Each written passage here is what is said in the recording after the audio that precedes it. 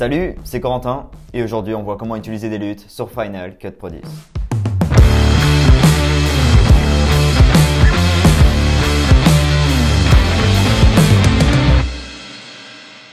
Tout d'abord, qu'est-ce qu'un LUT? Déjà, pourquoi LUT? Cela signifie Lookup Table, donc table de correspondance en français. Et concrètement, cela va transformer la valeur numérique des pixels pour adapter l'apparence d'une image. Un des premiers usages de cet outil est pour les vidéos filmées en log. Les vidéos filmées en log ont la capacité d'avoir une grande marge d'exposition. En gros, les vidéos sont très fades avec très peu de contraste. Mais la particularité intéressante de ces vidéos filmées en log, c'est pour les marges d'exposition. En effet, l'exposition de ces vidéos sont très peu souvent cramées. Et donc, ces LUT vont nous permettre d'étalonner notre vidéo filmée en log afin d'y ajouter de la couleur, du contraste, etc.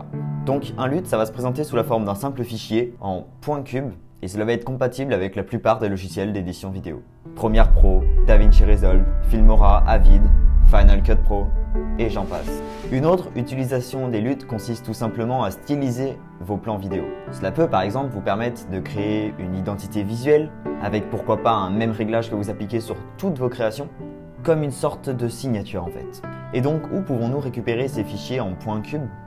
Je vous répondrai qu'en fouillant un peu partout sur le net on peut en trouver. Mais je pourrais vous proposer quelque chose de plus simple. Si vous avez vu mes dernières vidéos, vous savez de quoi je parle. Si c'est pas le cas, allez les voir juste là. Et oui, je parle bien évidemment de mon site internet.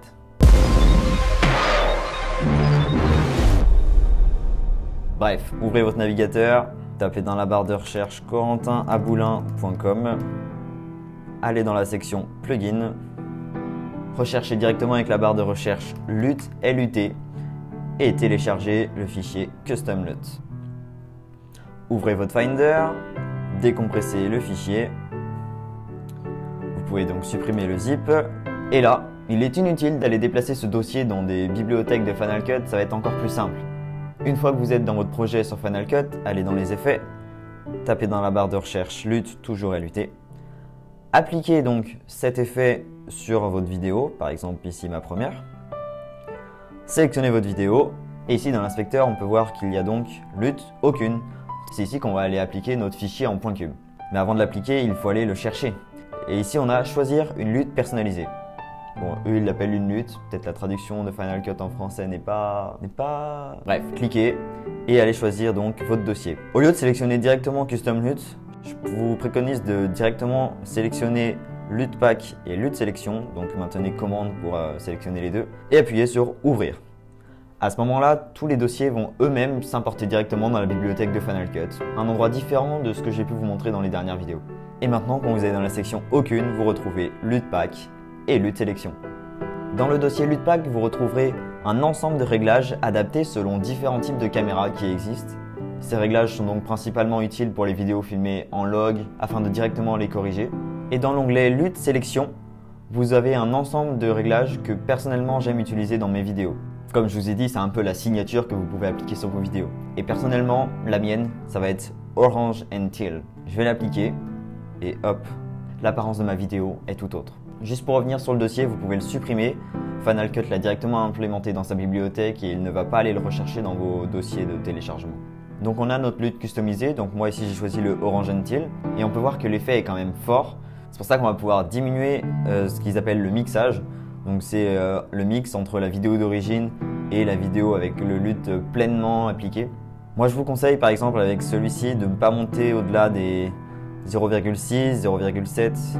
Ouais, c'est un peu le juste milieu. Maintenant si vous voulez appliquer ce LUT sur toutes vos vidéos dans votre montage, il vous suffit de copier les paramètres de votre vidéo, donc commande C. Ensuite sélectionnez les vidéos auxquelles vous voulez appliquer ces effets.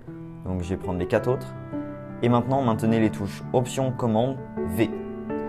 Et directement mes paramètres dont notamment le LUT va s'appliquer sur toutes mes autres vidéos. Il y a un autre LUT que j'affectionne beaucoup dans le dossier LUT Sélection. Il s'agit du Pink and Teal LUT qui celui-ci retransmet des bleus un peu ciel, très flashy, très fluo mais permet d'avoir des couleurs un peu dans les tons de marron, un peu plus rosé. Et avec 2-3 bons réglages, on peut se permettre d'avoir une très belle colorimétrie. Donc, si je pousse un peu le contraste, Voilà, en bidouillant un peu dans les réglages de couleurs, on peut obtenir quelque chose de vraiment très sympa. Voilà, c'est tout pour les luttes pour aujourd'hui. Si vous avez trouvé la vidéo utile, abonnez-vous, vous n'êtes pas au bout de vos surprises. Et pour me soutenir, vous pouvez regarder gratuitement une pub sur Utip. En regardant cette courte pub, cela me reverse un don et cela m'aide beaucoup pour la suite. Le lien est dans la description. Et nous, on se dit à la prochaine vidéo. C'était Corentin.